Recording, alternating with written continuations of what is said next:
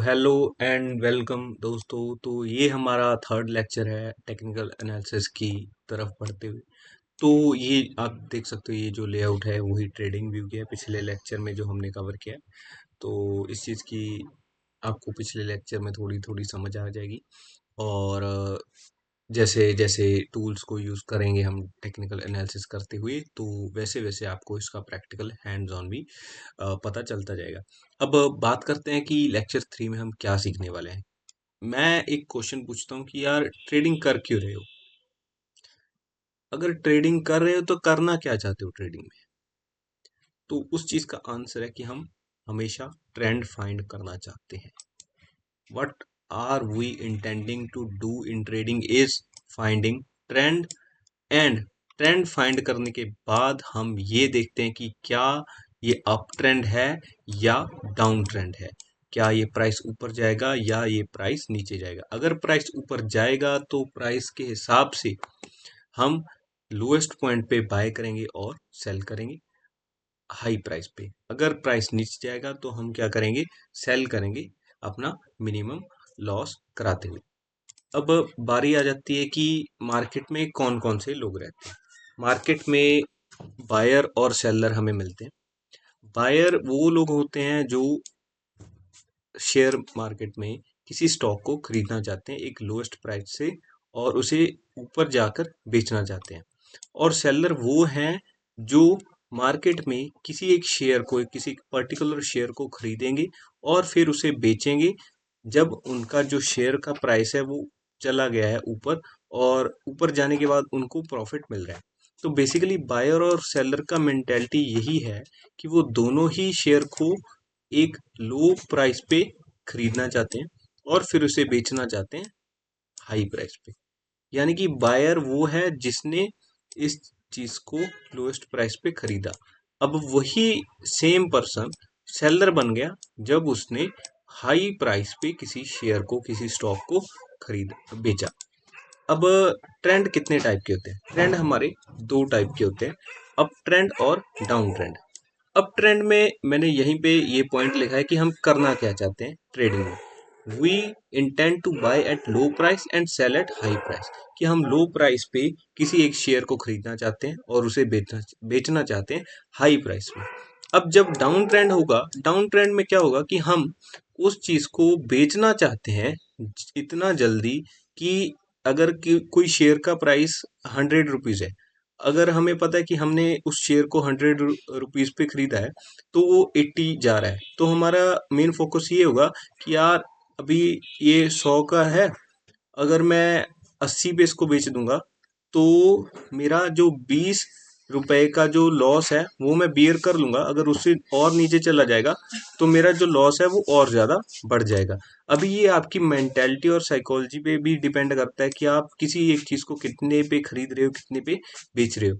ये थोड़ा सा थियोरेटिकली आप लोग को ऐसे लग सकता है कि बड़ा ही कॉम्प्लेक्स सा कंसेप्ट है, बट बड़ा ही बेसिक कंसेप्ट है। और जैसे जैसे हम प्रैक्टिकल इसका करेंगे तो ट्रेडिंग में हमें इस चीज की समझ आ जाएगी। अब बारी आती है सेकंड पॉइंट जो है सेलर्स के लिए डाउन ट्रेंड में, वो है कि आप कोई चीज को अगर 50 रुपए पे खरीद रहे हो तो जैसे ही उसका प्राइस स्काई रॉकेट जाएगा, 100 रुपीज तक जाएगा, तो आपका फर्स्ट मूव यही होगा कि मैं इस चीज को सेल कर दूं ताकि 50 रुपीज का मुझे प्रॉफिट मिल सके। अब ट्रेंड से ही ट्रेडिंग होती है। अगर पॉजिटिव ट्रेंड है यानी कि अप ट्रेंड है तो आपको पता है कि आपको भी सेल करना है। अगर आपको पता है कि ट्रेंड डाउन ट्रेंड है तो आपको पता है कि आपको सेल करना है। बेसिकली यही मेन हमारा लॉजिक रहता है ट्रेडिंग करते टाइम, कि आपको ट्रेडिंग में लॉजिक ये फाइंड करना है कि आपका जो अप ट्रेंड है वो जाएगा या डाउन ट्रेंड है वो ऊपर या नीचे जाएगा। तो ट्रेंड कैसे फाइंड करना है, सबसे पहले इस चीज को हम समझते हैं टेक्निकल एनालिसिस से कैसे फाइंड करना है। कैंडल स्टिक हमारे पास है, चार्ट पैटर्न्स है और इंडिकेटर्स है। कैंडल स्टिक्स मैंने पिछले लेक्चर में बताया था कि कैंडल स्टिक्स क्या होती है। कैंडल स्टिक वही हमें चार प्राइसेस बताती है, हाई प्राइस क्या होगा, लो प्राइस क्या होगा और उसके बीच ओपनिंग एंड क्लोजिंग प्राइस क्या होगा। ये चार प्राइसेस एक कैंडल स्टिक हमें बताती है। तो कैंडल स्टिक में सबसे पहले हम इसके पैटर्न्स पढ़ेंगे कि कितने टाइप्स की कैंडल होती हैं। क्योंकि कैंडल्स हमें बहुत ज़्यादा इन्फॉर्मेशन देती हैं किसी भी एक शेयर के प्राइस में क्या हलचल हो रही है। अब चार्ट पैटर्न्स क्या होते हैं वो हम समझते हैं। चार्ट पैटर्न्स होते हैं कैंडल्स के इकट्ठा को, यानी कि कैंडल्स हम एक साथ जब कंबाइन करते हैं तो वो हमें एक चार्ट की तरह पैटर्न बताती हैं। तो इसे हम समझते हैं यहाँ पे ट्रेडिंग व्यू में जाके। तो ये देख सकते हो ये कितनी सारी कैंडल्स दी हुई हैं। ये हर एक कैंडल हमें कुछ ना कुछ बता रही है कि इस टाइम में यहाँ पे ये क्लोज हुई है और नई कैंडल यहाँ से बननी शुरू हुई है, कितने बायर्स थे कितने सेलर्स थे, ये सारी डिटेल हमें कैंडल्स बताती हैं। जैसे ही आप जूम इन की जगह जूम आउट करोगे तो आप समझोगे कि ये जो आपका चार्ट है ये थोड़ा सा लाइन चार्ट की तरह दिखने लग गया है।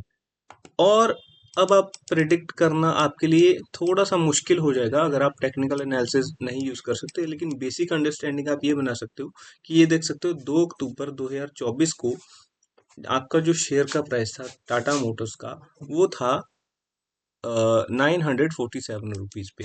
यहाँ पे मैं ऑल्ट वी दबा के वर्टिकल लाइन ऐड कर रहा हूँ जो ये डेट मार्क हो गई है।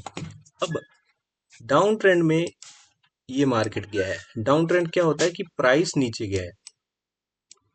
कितने टाइम में ये प्राइस नीचे गया है आप देख सकते हो। मैं एक वर्टिकल लाइन और यूज करता हूँ 6 नवंबर तक। तो आप ओवरऑल ट्रेंड क्या है, यहाँ पे डाउन ट्रेंड गया है। अगर मैं इस चीज को जूम इन करूं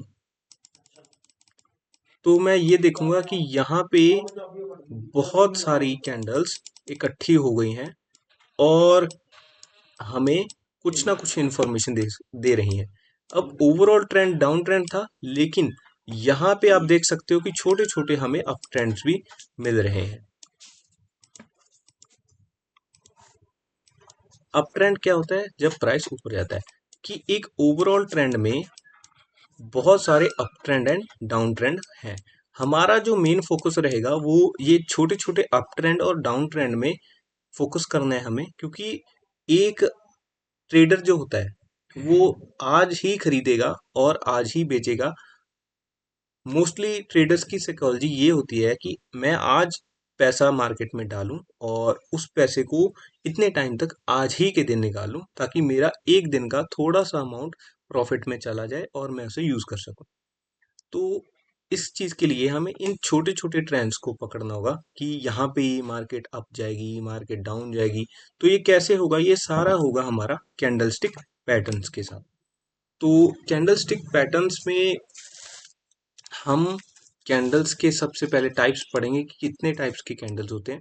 फिर उसके बाद हम पढ़ेंगे कि कौन सी कैंडल हमें क्या बताती है। तो हम बढ़ते हैं नेक्स्ट लेक्चर की ओर।